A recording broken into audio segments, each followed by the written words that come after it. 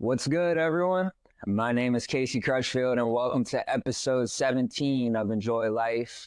Today we have a banger for you. This is the episode that the audio cut out on that I told you on the ISO episode. This was a great one, but I guess it's just God's sign that we had to run it back. So Absolutely. I'm excited to get it done today.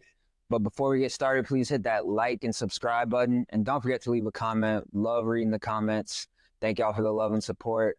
But without further ado, my guest here today, he is at Champions Christian College, the center fielder, best friend of mine since high school, man. My boy, Brandon Boudreaux. What's up, baby? Good, man. Glad to be back. I know, bro. It's been like, what, like It's been like a month or so. Yeah.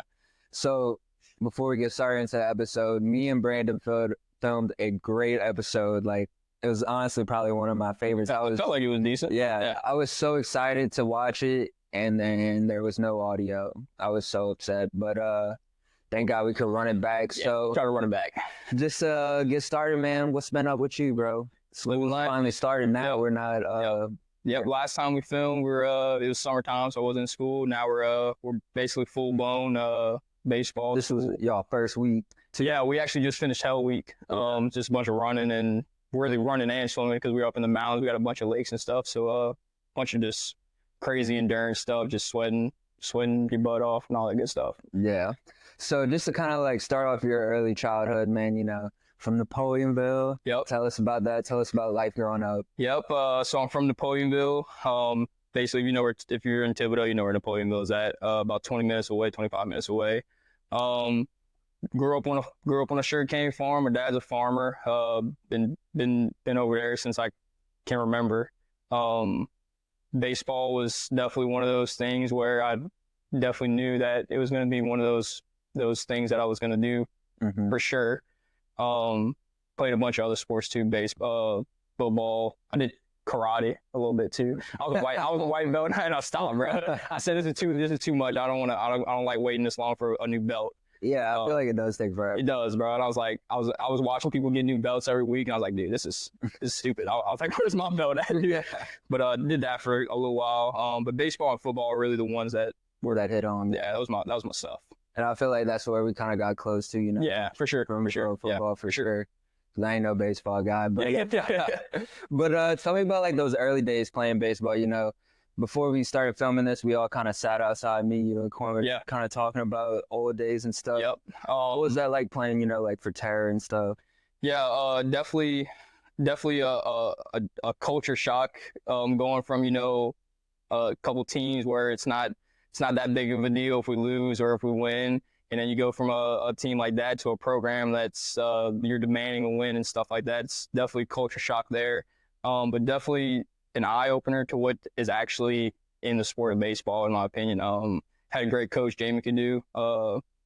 Basically taught me everything that I know today. And yeah. Bless her. Shout out Jamie. Yeah, shout out Jamie. But anyways, moving on to like right when we got to E.D. White. Mm-hmm. So like freshman year, did you have an idea that you wanted to go play college baseball? I think my freshman year, I was more worried about as if I was going to play baseball in high school, really. Yeah. As a freshman, you see all the competition, you see all the upperclassmen ahead of you. You want to be, you want to be on varsity as soon as you can. And I think that was more of my speed that I was going. I wasn't really worried about college yet. Definitely my freshman year. Sophomore, junior, maybe so. But freshman year, I was trying my best to get on the varsity team. Yeah. Because actually, now that you make me think about it, they do. E.D. White, I feel like they always have talent. So, especially going in as a freshman, right. Obviously there is a lot of people ahead of you. But tell me about, like, do you remember, like, that first time you got on the field, like, for varsity or kind of made, like, that I'm here moment? It was my sophomore year. This is the year where we had Thomas McGooey, Michael Claymore, and Wes Toops in the outfield. So that's a pretty stacked outfield as it is. Fortunately for me, I think I was pretty much that next guy up. Whoever got hurt, you're either in left, center, right.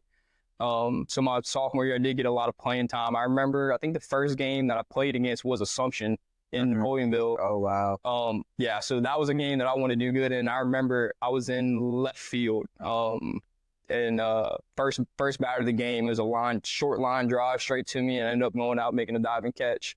And I think that's what kind of gave me that confidence. It gave me that boost that I kind of needed to kind of tell myself, you know what, you deserve to be out here. Yeah.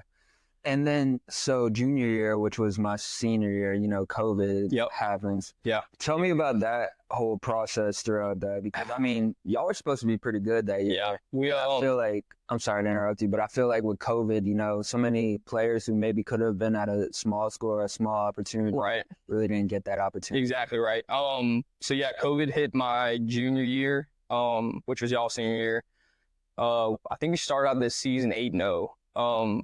This is when we had Parker, Devin, you know, Blair, all those good guys.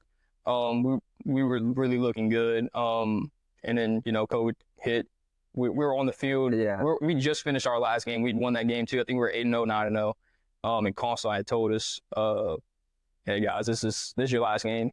There's no more playing," which is, you know, it's not the best thing you want to hear. Yeah. Definitely if you're a senior. I mean, like you said, and when you're a senior, and that for all the seniors that happened to during COVID, that's a lot of opportunities that everybody missed out on for playing college ball. This is a lot of reps, a lot of stats that they could have used.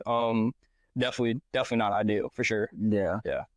And were y'all playing like any baseball outside of that? Like after that summer hit, were y'all able to play any like summer leagues? I want to say, I think we played summer. I want to say we did play summer. I think I was playing for the Hogs. Yeah, I was playing for the Hogs then. Yeah, summer ball was fine. It was just during that school year. That's when it was like, you know, everybody didn't know what COVID was actually going to be. Everybody just thought it was a pandemic, so everybody was scared. Everybody was wearing masks and stuff. Shut all the sports down. But I think that summer, that's when it started lightening up a little bit. Yeah.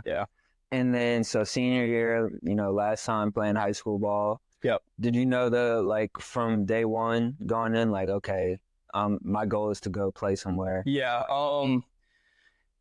My senior year for sure, I was definitely leaning towards, you know, I don't think I want this to be my last year. I think I want to keep pursuing this. I truly do love baseball, and I love the game itself. I love the people you get to meet and the friends you get to make. But my senior year, I was definitely leaning towards, you know, going to try to find somewhere to play. I remember at the end of the season, which I didn't have many people looking at me and stuff. I remember Greg Robwa, he was one of our assistant coaches. I told him about me. I told him about maybe just going straight to work after this. And I give kudos to him for kind of pushing me towards going to try to find somewhere to play. He really did push me to go play college baseball. He said you'll regret it the rest of your life. Yeah. So kudos to him for sure. Yeah. And so after that, like the season ended, did you have like a place that you were going to, or did you have to go do showcases? Yeah. So senior year ended. I wouldn't say E.D. White has the best exposure with multiple college. Nichols of course is. I mean, it's right there. Yeah. Didn't have the best exposure in my opinion. But yeah, definitely after that senior year, I went play do a couple showcases and stuff like that. Tried my best and then ended up finding my home. Yeah. So tell me about that first time going there, bro. It's in Hot Springs, Arkansas. You know, you're a farm guy in Louisiana. Yeah. So tell me about that. Culture shock. That's the first thing. Culture shock for sure. Man, I remember walking through those doors for the first time. I remember going through the city the first time, and it's a pretty big city, you know, 40,000 people just in the city itself, 100,000 in the county. That right there alone was scary enough. But I remember walking through those doors for the first time, with all my bags, all my clothes, all my stuff for my dorm room, and I met 3 baseball players. The first 3 people I met, 2 of them were outfielders, and 1 of them was a first baseman. And when I tell you I was looking straight up at him like this, I'm not the tallest dude at all, right?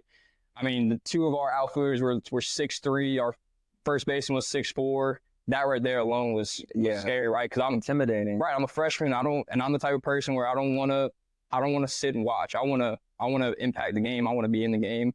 So seeing that for the first time, I was like, I might have some work. Yeah, definitely right? Got some work to do. Yeah, so definitely right there alone was a culture shock in by itself, but you know, everything worked out. And did you ever like miss home in the beginning, like right at first? Yeah, I mean, I feel like everybody's gonna miss home. I'm more the type of person where I can be on my own for a good little bit. Honestly, I think I enjoy defending for myself and you know making your own name for yourself too. Yeah. So I don't think it was that big of a problem. But yeah, I don't think I was missing home too much. Yeah. But not like I didn't want to come back. Yeah. You're right. But so y'all started, like, just tell me about that process going into ball. Like, those first couple practices, did you find like a big jump between that and high school? Yeah, for sure. Just intensity wise, for sure. I mean, especially being, when no matter if you're a freshman to a senior, right? Fall says a lot for the spring, right? If you have a pretty bad fall, then your chances of playing in the spring might not be so good. But yeah, I remember the first couple practices. I remember going out there telling myself, you know what, you're going to show everybody what you can do, especially to the coaches. Ended up having some really good practices. I was supposed to be in left field. Well, I was trying out for left field. Ended up making some really good plays out there during the fall. Couple diving catches, couple catches on the run. And I think my coaches noticed that, and that's when they moved me to center field. Yeah. I just want to, before we continue about the baseball, you've always been a fast guy. Yeah. Yeah. Did you say that, like, right when you got there that you were like the fastest outfielder? Like, do you think that kind of helped your like speed kind of credited? If anything, it was from people noticing how it wasn't me telling like, hey, I'm the fastest dude out here, right? Obviously. Yeah, I think that helps out a lot, especially in the outfield. You need wheels in the outfield. So when you can demonstrate that on a live ball, off a live bat, it's a lot better for yourself. It shows everybody what you can actually do. So I think that was what kind of got me to that point of like, hey, this dude can roll, this dude can catch, this dude can cover some ground, let's put him in center. Yeah. So that was pretty cool. Yeah. And so that first game, man, tell me about it.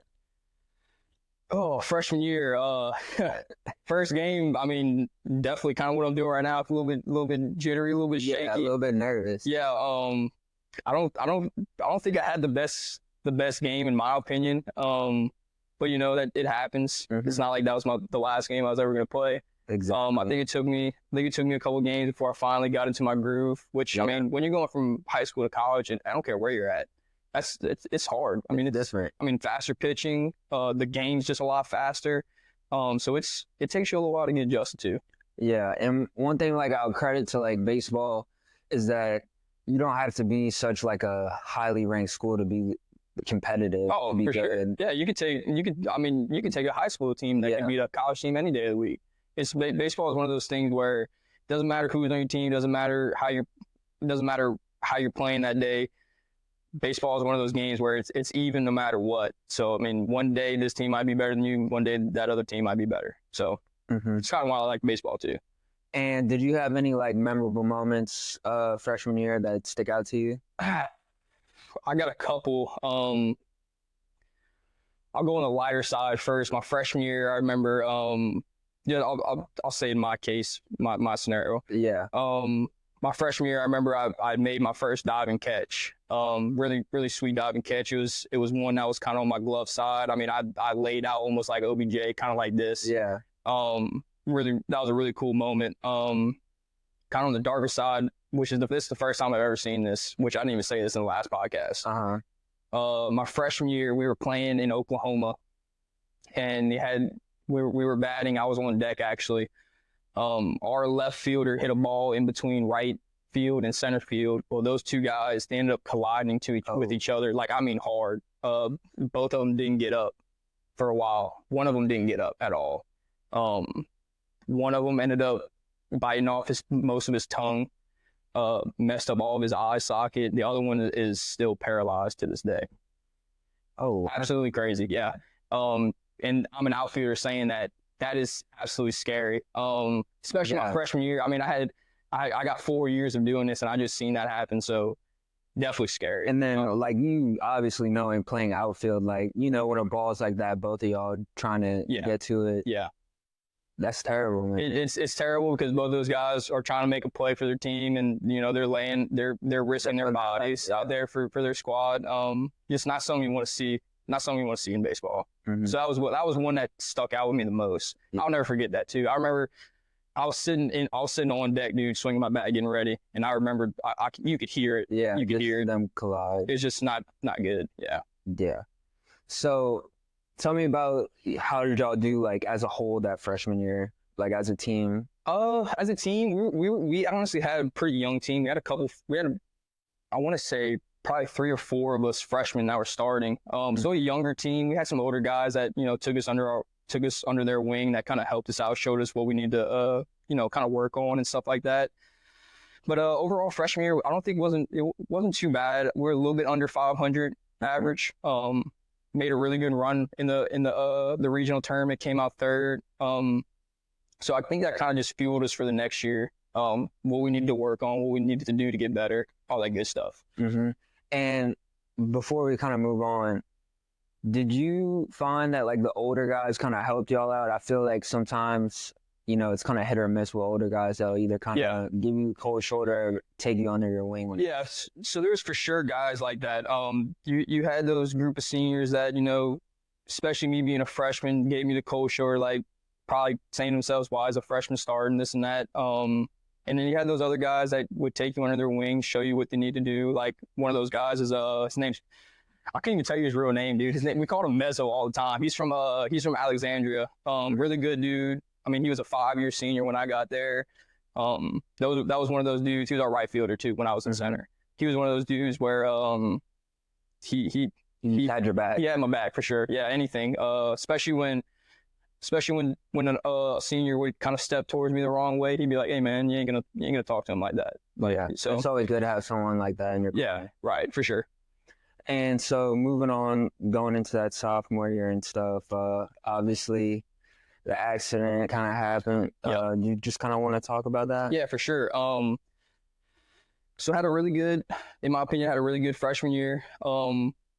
Came back home to Louisiana, to Napoleonville for that summer to go work on my dad's farm, sugarcane farm.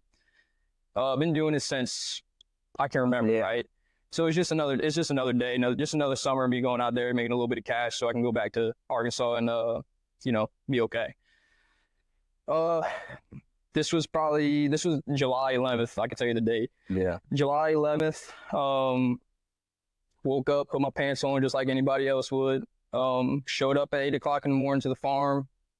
The first thing I had to do was I had to take a little 3-foot block about this tall off the ground that was sitting on one of our bigger wagons, like a 10-ton wagon. So one of our workers ended up getting the tractor. He ended up lifting the trailer off the block. Well, I put my hand on the block, on each side of the block like this. As soon as I put my hands on it, they didn't know that I was still down there. Ended up dropping the trailer right on top of my hand. And as soon as that trailer dropped right on top of my hand, I knew it was gonna be bad. Took a little while to get the trailer off of it. We finally got it off, pulled my hand out, kind of knew how bad it was. Saw my pointer finger hanging down pretty low. Thumb was almost all the way off my hand. Just not a good sight at all, right? Well, I remember as soon as it happened, we called my dad over. My dad got there within seconds, and ended up taking me in his truck. We flew to Thibodeau, which in probably about 7 days.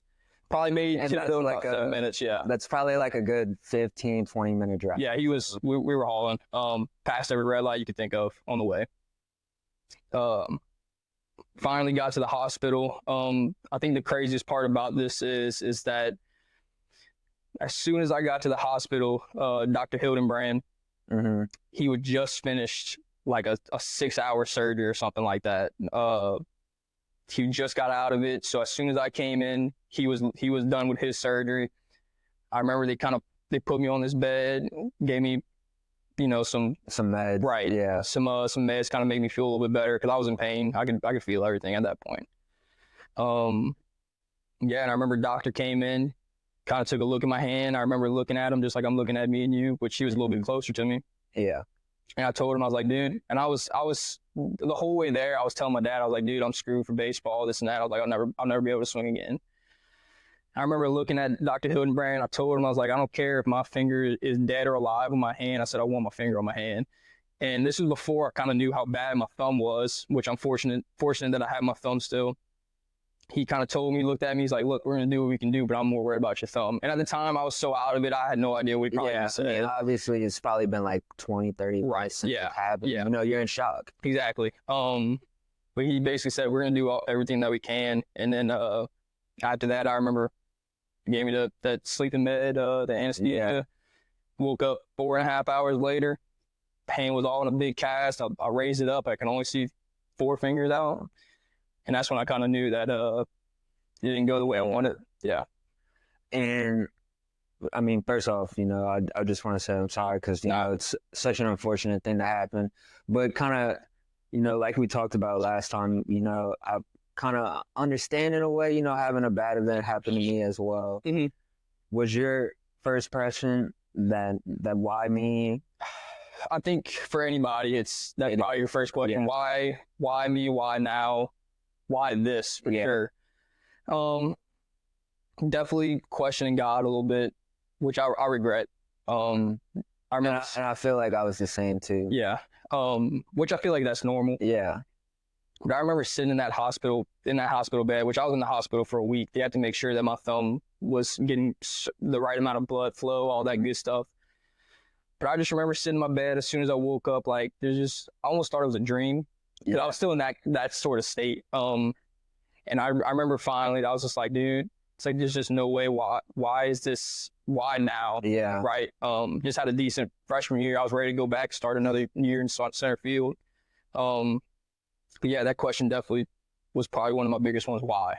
Yeah. Like, God, why'd you have to do this? And did you have like a pretty consistent faith before that? Like, I mean, obviously, you know, we go to a Catholic school in high school, and I mean, you know, some people take it one way, some people take it the other. Yeah. My faith with God is for sure strong. You know, maybe don't attend mass like I should. Yeah, but no one's perfect. But yeah, but nothing against, you know, I believe in God. Yeah. I think that's the easy way to say it. Yeah. I believe in God. I've been believing in God since I was young. That's how I was raised. Yeah. And I mean, so what was that next step? Yeah. So in the hospital, right? I finally get towards the end of my treatments and stuff. I'm about ready to get released. Which shout out to all the nurses and everybody. Shout out our nurses and everyone at the hospital. Had this one travel nurse, Mr. Mike, is what I called him. He's from Karen Crow. He would drive from Karen Crow, back and forth from Karen Crow. That's a drive too. Yeah. But dude, when I tell you, without him, it would have probably been a lot more miserable. Mm-hmm. He'd wake me up in the morning, whether I was sleeping or if I was up, with a smile on his face, cheering me up, stuff like that. It's really cool, dude. But yeah, finally got let out of the hospital, which it was still summertime. But then as soon as I got out of the hospital, I started physical therapy. Maybe like a week after, started physical therapy.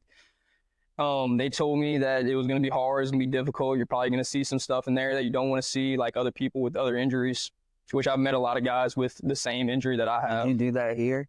I did that at Wellness Center. Shout out to Rihanna that y'all graduated with. Shout out Rihanna. She was one of my therapists. She helped me out a lot. But yeah, I did that for a couple months for sure. I was missing the fall, my sophomore fall, which had to hurt. Definitely hurt. Cause you know I'm sitting back home thinking, why everybody's out there showing what they can do. I'm out here. I got a missing digit. You know, I hope my coach doesn't see me as a liability and not not that same person. Well, you know, did all my stuff, did physical therapy. Ended up coming back that spring, a little bit before the spring. Didn't finish physical therapy. I said I'm going back and play.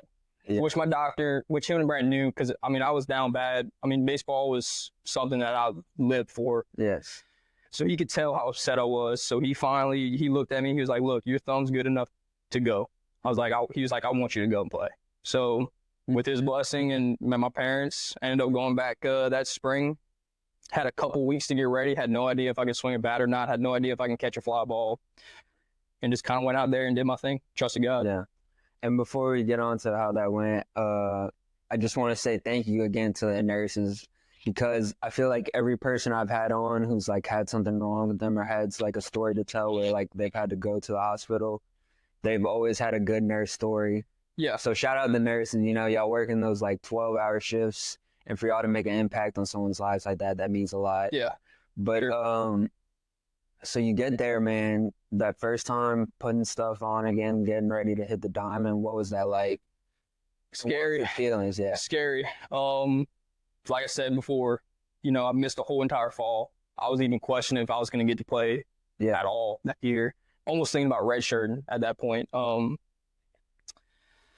yeah, I got back out there, you know, made some adjustments to my equipment, like my bat. I have like a roll of tape on my handle right now. Kind of just acts like a finger for me. Yeah. So it kind of makes it feel a little bit more natural. Yeah. So I kind of picked that up as I got back. The glove wasn't bad. You know, just don't have a pointer finger to stick out in the glove, which I never did anyway. But I think the biggest thing was my bat. That was the scariest part at first. I mean, I remember the first time I got in the cage, it was whip after whip after whip after whip. And that's discouraging, especially when you're coming off of a good year. And you know, you kind of know you have the talent. Right, exactly. I knew it was still in there. I just knew I needed to figure out how to get it back. Fortunately, it didn't take me that long. I think about like week 2 of me swinging, I was getting pretty consistent with it, kind of learning what I needed to change. But yeah, after that second week, it kind of just took off. I was kind of back to where I needed to be.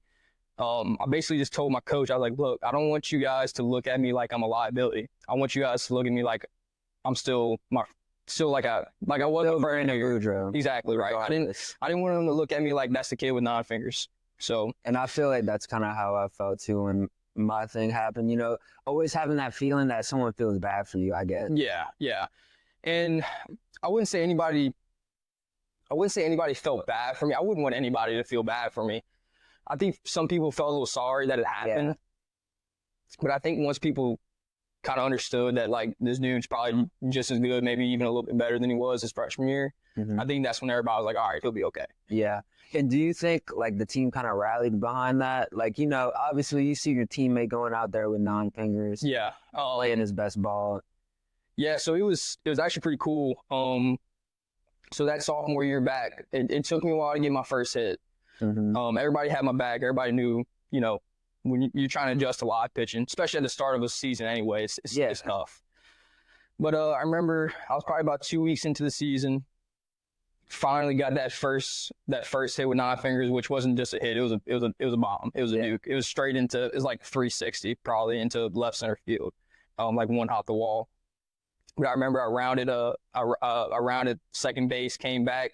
I looked at the dugout. Everybody took their hand. They started acting like they were biting their finger off.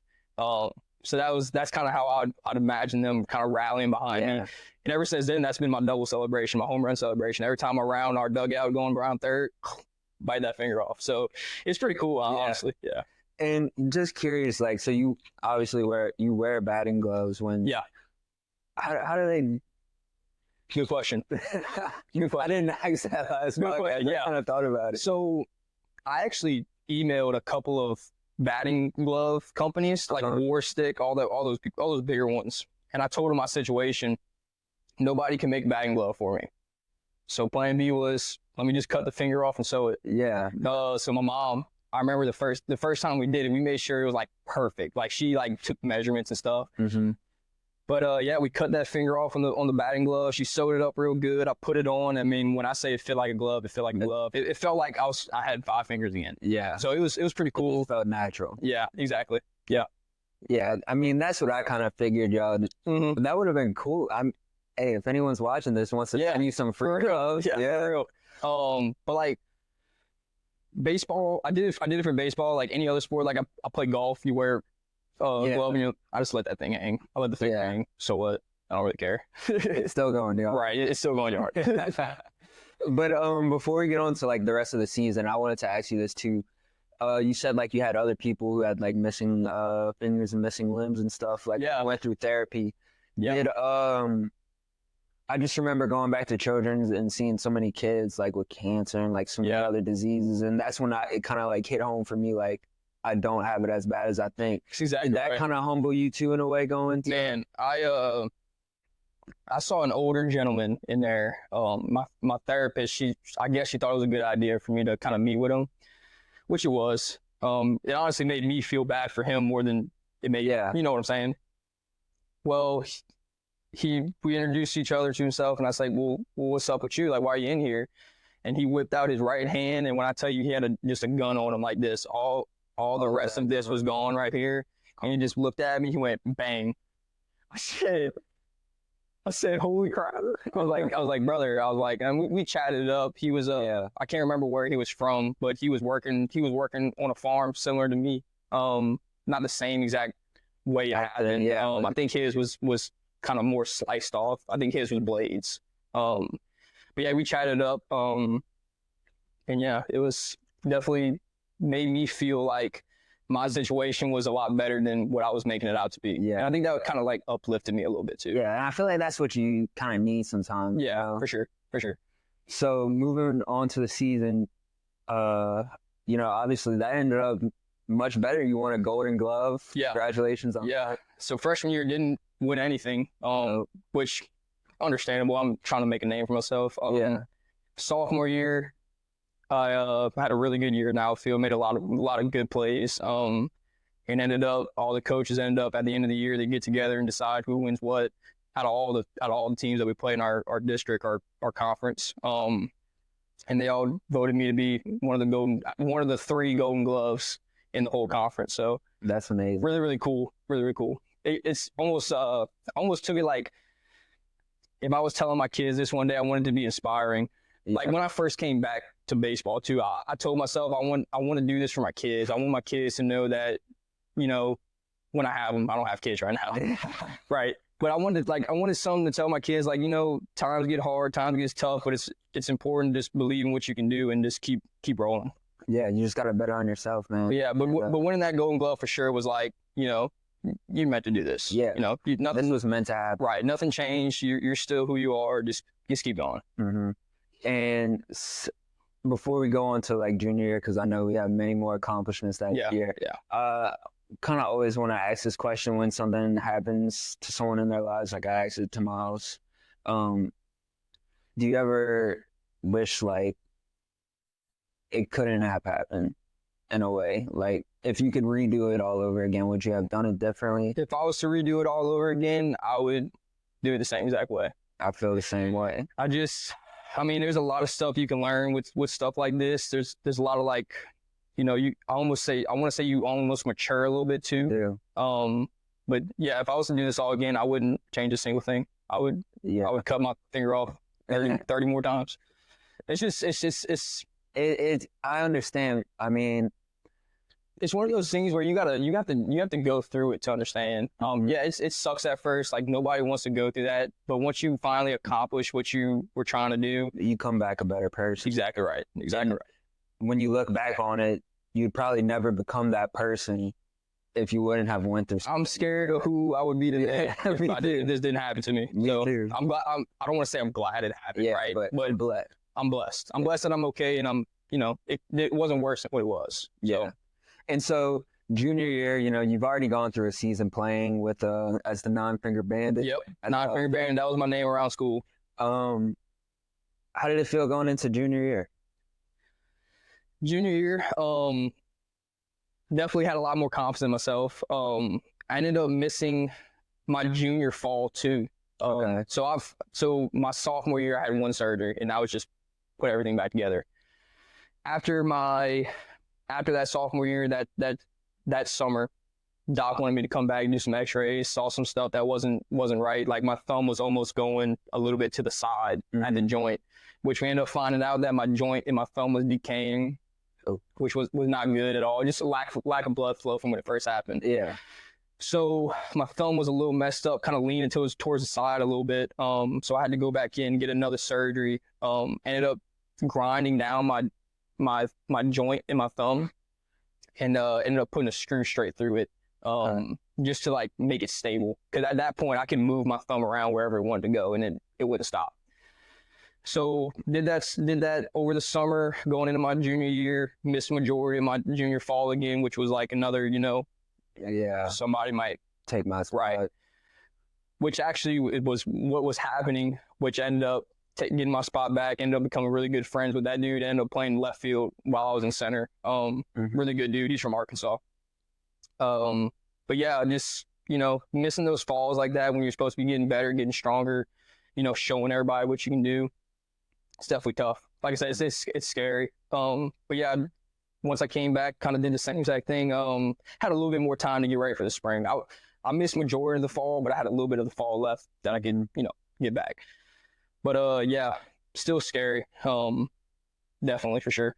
And before we get into how the season played out, what does all time look like in that college? I mean, it's bigger than Thibodeau, you said, right? But huge. Yeah. What do y'all do? What do you like? So my freshman year, they have there's a Kentucky Derby, there's the Arkansas Derby, and then there's all the other derbies. It's the horse tracks. We have a really big horse track race over there, so a lot of us we go over there, spend like $1 or $2 on a couple horses and hope the trifecta hits and we become millionaires, right?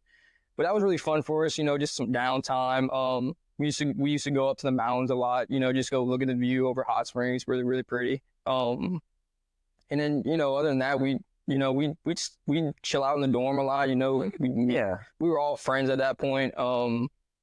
It was fun. Yeah. Fun. Those early days, first getting into college is always fun, because you're so used to like a 8 to 3 schedule. Right. Yeah. Next thing you know, you're going to class for maybe like an hour and then you might be done. A lot of free time. Yeah. But, when we first got there, like my freshman year and stuff, we were pretty much exploring, like as any second we had, we were like, what's this? What's that? Yeah. What's this? Sophomore year was more like, we were a little bit more together. We'd stay over here, stay at someone's house over here, stay at someone's house over there.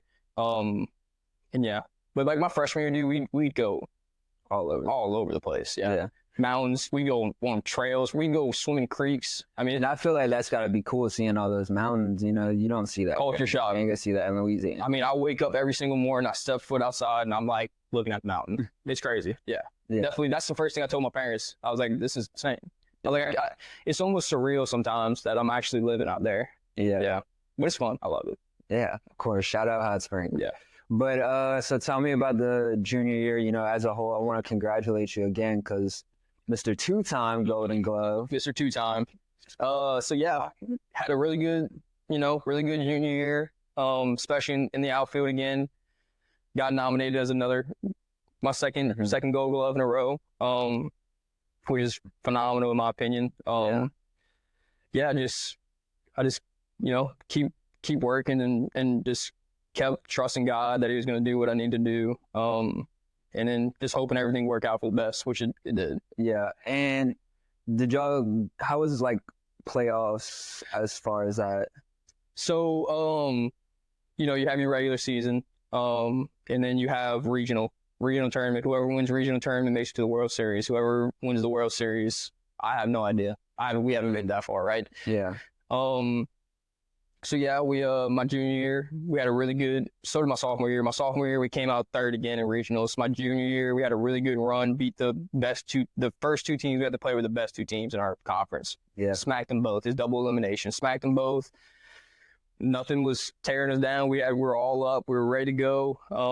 Next two games didn't go the way we wanted to. Ended up coming out third again. Yeah. After beating those two teams, you're living in the clouds for a little bit. Yeah, you're on cloud 9 for sure. Yeah. It just takes one team to kind of put you in check. So that's kind of what happened to us. Yeah, all it did was kind of fuel us for this year. Yeah. For sure that last loss against pretty much our rivals. But yeah, I just remember, it's always terrible after regionals because you got those seniors that have to leave and, they're graduating. And I remember a lot of us were on the bus on the way home, like telling each other, look, this, especially for us seniors, which is only 3 seniors this year, me and my roommates. Mm-hmm. I remember looking at them and I was like, look, this is our last hoorah. This is the last dance. Like Jordan. Yeah, like Jordan, right? The Netflix show. This is the last dance. So I was like, if y'all want my opinion, I don't want to cry after regionals. I want to be happy and go to World Series. Yeah. So that's kind of our goal right now. Yeah, and that's actually what I was going to get into next, because last time we were on the pod, y'all really weren't in the swing of things. Y'all, like you said, you just had y'all Hell Week. How do you feel about the season? Good. We got a lot more talent, a lot more pitching. I think I said in the last podcast we had, I think we struggle with pitching a lot more than anything. We have talent all over the field, just pitching. I mean, if you have a squad that, that's got nothing but pitching, they're gonna have a really good run. This year, I think we're gonna have a lot more pitching. I think that's what's gonna be that takes us there. Yeah. So I'm excited.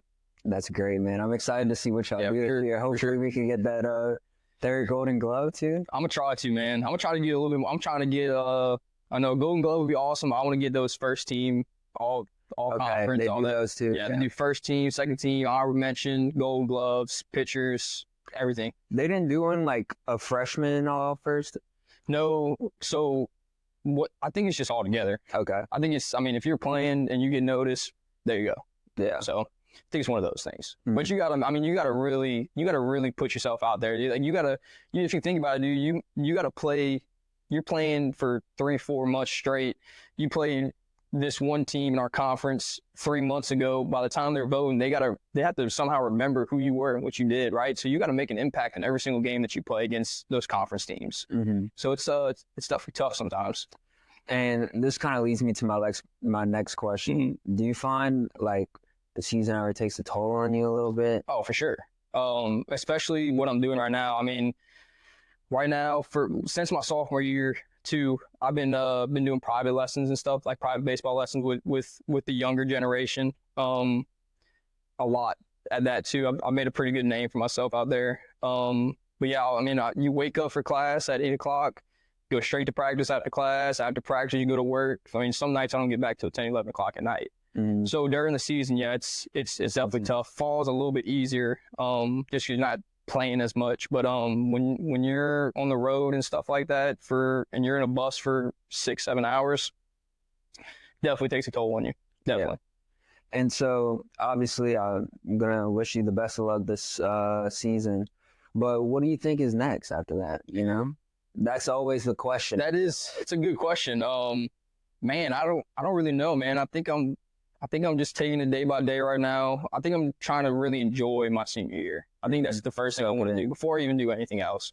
I really want to enjoy my senior year. I love coaching. I just finished coaching this summer. Had a little 9-year-old team, won a couple rings. That was awesome. Shout out. Yeah, shout out to the 5-tool 9U team. But yeah, man, I don't know. I think I want to pursue a little bit of coaching whenever I'm done. Yeah, you kind of catch me as a coach. I mean, I love teaching and sharing the game of baseball, not just the way you play it, but like everything that's involved with it. Mm-hmm. There's so much. It's a lot. But I think I want to pursue a little bit of coaching, maybe a year or two, and then I'm going straight back to the sugarcane. Yes, sir. Yep. I had a couple people ask me back in Arkansas, after my accident, if I was going to go back or did I look at the farm any different way, and no, never have. Never in my mind was like, I'm never going back there. Yeah. So, I mean, that's all you know. It's 3 generations worth of Boudreaux right there. Yes, sir. 3 generations. So gotta go back.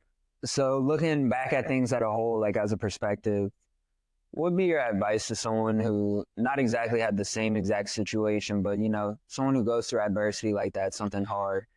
I think my biggest advice would be, honestly, just trust the process and trust what God's doing. Like I said, everybody, when something happens like that, everybody wants to question why me, why this, like we talked about. I think the bigger question that people should be asking themselves is, okay, what's next? What's next? What do you want me to gain from this? What do you want me to teach others from this? And I think in my case, mine was to show people that it doesn't matter. It doesn't matter if you've had the worst of the worst injuries, you can come back and do anything you want. But I think that would be mine. I think that's some good advice for sure. Yeah, for sure. So kind of going into my closing segment, I think we covered some great stuff today, by the way. Obviously this is always my last question. Why do you enjoy life? Kind of going back to that, what we just said, right? I think the challenges that life gives you and presents to you, I think that's what makes everything more enjoyable. When you overcome those challenges and you really just give yourself something to work towards after going through something like that, there's no better feeling in the world. I mean, it's just night and day. It's just a good feeling.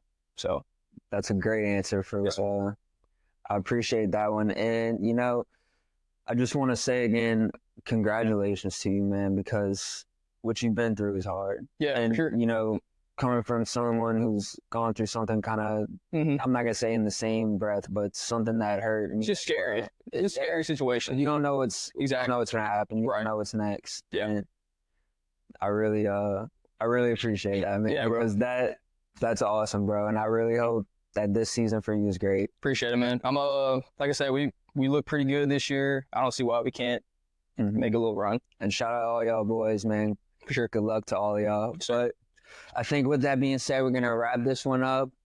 I hope y'all enjoyed it. Please like, comment, and subscribe. We're gonna keep on grinding more episodes out for y'all. And you know, whenever you come back and say, bro, we can always run it back. Hey, man. Like I was telling this to my mom, my dad, because I told him I was coming to the podcast. Well, at least the first one I told him about. I was like, if I was really thinking about it, man, I could do 2 podcasts just with one, with just like the hospital and like the whole experience over there. I mean, that's a whole week's worth of, you know, agony, you know, pain, and then just uplifting people that come in there, uplift you. It's just a whole roller coaster of emotions and all of that. But yeah, we can definitely come back and run it back. Maybe I can explain it. Yeah, I can kind of explain everything a little bit better too, like with my hand situation and stuff like that. But yeah, I think we'll definitely run it back For sure. But thank you again, bro. I Yes, sir. really appreciate it. Yes, sir. Thank y'all for watching. Love y'all. We out.